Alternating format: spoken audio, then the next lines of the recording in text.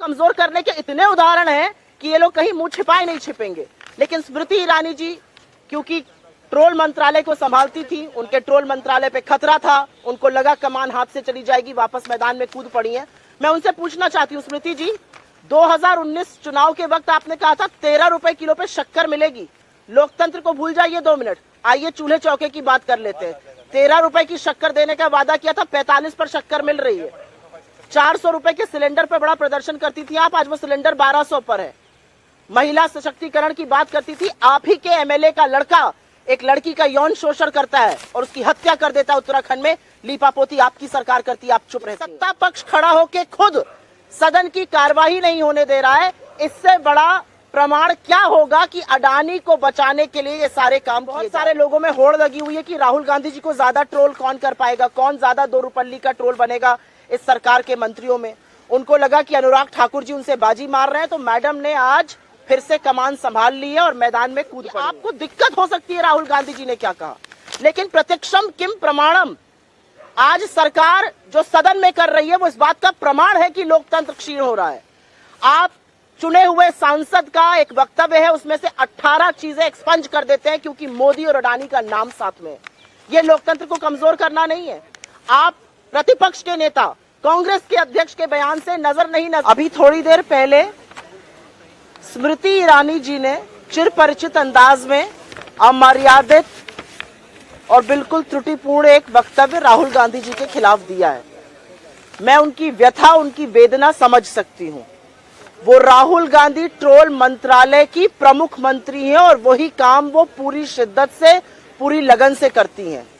और फिर उन्होंने देखा कि उनके मंत्रालय के ऊपर ग्रहण है, क्योंकि बहुत सारे लोगों में होड़ लगी हुई है कि राहुल गांधी जी को ज्यादा ट्रोल कौन कर पाएगा, कौन ज्यादा दो रुपल्ली का ट्रोल बनेगा इस सरकार के मंत्रियों में। उनको लगा कि अनुराग ठाकुर जी उनसे बाजी मार रहे हैं, तो मैडम ने आज फिर से कमान संभाल ली है और मैदान में कूद पड़ी है।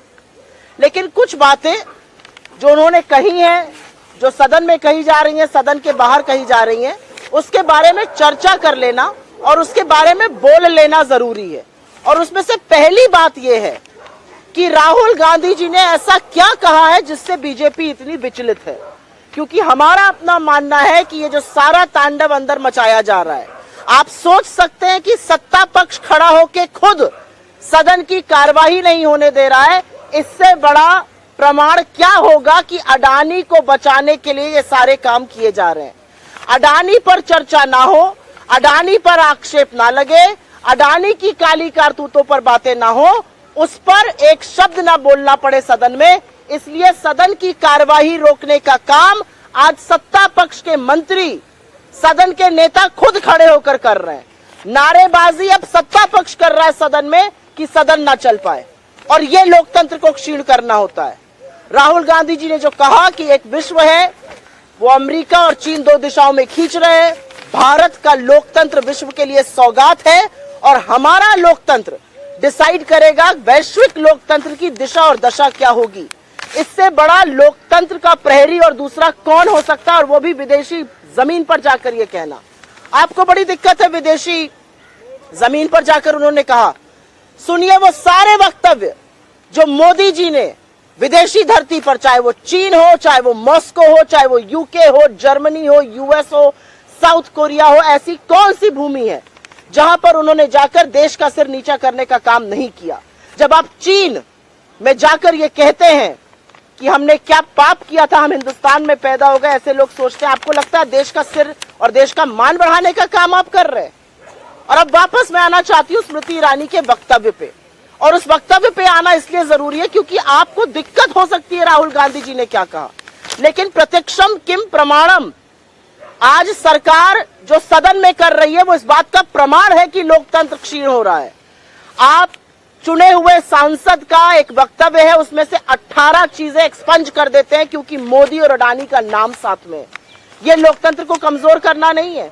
आप प्रतिपक्ष के नेता कांग्रेस के अध्यक्ष के बयान से नजर नहीं नजारों की बात करते हैं कि शेर को और तमामों चीजों को एक्सपंज कर देते हैं।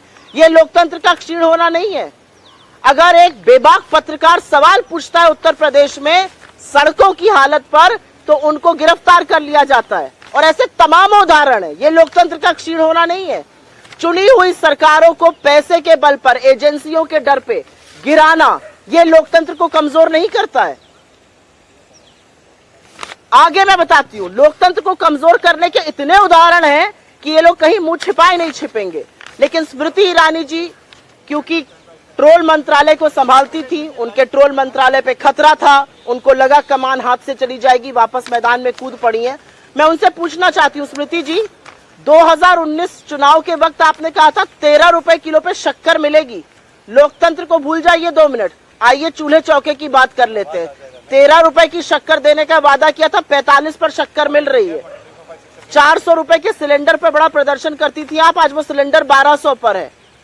महिला सशक्तिकरण की बात करती थी, आप ही के एमएलए का लड़का एक लड़की का यौन शोषण करता है और उसकी हत्या कर देता है उत्तराखंड में, लीपापोती आपकी सरकार करती है, आप चुप रहती हैं। आपका विधायक दोषी पाया जाता है रेप का, आप चुप रहती हैं।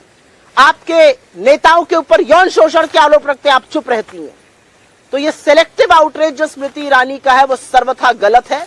और मैं एक बात जरूर बोलना चाहती हूं, उन्होंने एक शब्द बोला, टुकड़े टुकड़े गैंग। इस देश का पहला टुकड़ा टुकड़ा गैंग तो सावरकर जी थे और उन्हीं के लोग आज उसको लेकर चल रहे हैं। इस देश के 2 टुकड़े कराकर जिन्ना के साथ मिलकर सावरकर का काम था और पाकिस्तान और हिंदुस्तान का बंटवारा। और यह सच है कि नरेंद्र मोदी जी आज भी वही काम कर रहे हैं। इस देश को भाषा के आधार पर, वेशभूषा के आधार पर, धर्म के आधार पर, जाति के आधार पर अगड़े को पिछड़े से लड़ाना, अगड़े को दलित से लड़ाना, हिंदू मुसलमान को लड़ाना। आपने तो मिजोरम और असम में गोलियां चलवाई हुई हैं, आपने कर्नाटक और महाराष्ट्र को भिड़ाया हुआ है। अगर ये टुकड़े टुकड़े गैंग नहीं तो असली टुकड़े टुकड़े गैंग के सदस्य और सरगना तो खुद रूलिंग एस्टैब्लिशमेंट और प्रधानमंत्री मोदी उसके लीडर है। मेरा अपना मानना है कि भारत के लोकतंत्र को बचाना हम सबका कर्तव्य है, मीडिया का कर्तव्य है। और भारत के लोकतंत्र की जिस तरह से धज्जियां सदन में और सदन के बाहर भारतीय जनता पार्टी उठा रही है, वो अपने आप में प्रमाण है कि किस तरह से लोकतंत्र कमजोर हो रहा है। द इंडियन खबर, सच आपके सामने।